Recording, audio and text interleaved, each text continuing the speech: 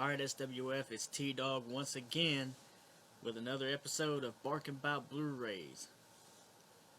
And this Blu-ray is ECW Unreleased Volume 1, 2-disc set.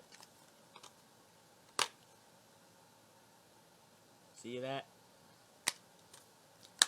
Anyway, ECW was on TV when I was growing up, although I've never watched it while it was on the air.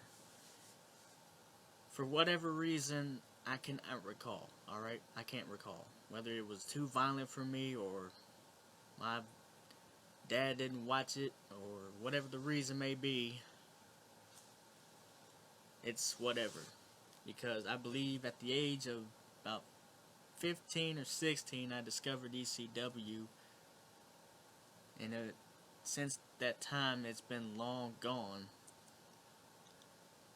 Because ECW closed its doors in 2001. And this was around 2012, 2013 when I discovered ECW. Somewhere around that time. Alright. But anyway, I'm going to give you my review on this Blu-ray. This is the only Blu-ray that I can say that I'm okay with, but I'm not so like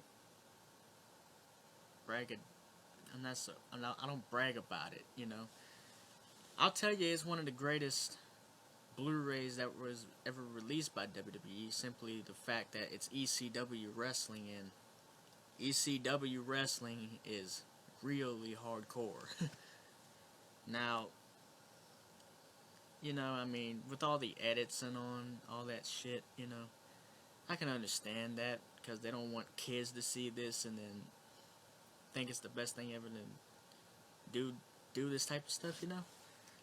But for us adult fans, this is one of the Blu-rays you should have in your collection. Because, I mean, come on. ECW was revolutionary in its time. It was basically, I wouldn't say before its time, ahead of the time, because, well, I guess you can say they were. Because they were taking stuff that they were watching from Japan, and they brought it to the US.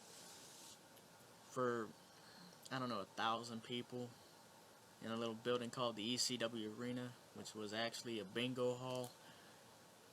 But, if you like ECW wrestling, but you can't find this on the network, I'd buy the Blu-ray or DVD or whatever you can afford. So, ECW lives on. This has been episode 5 of Barkin Bout Blu-rays with the ECW Unreleased Volume 1. Someday I'll have Volumes 2 and 3 in my collection. I'll give y'all reviews on those. But until then, I'm TDAWG, and I'll catch y'all later.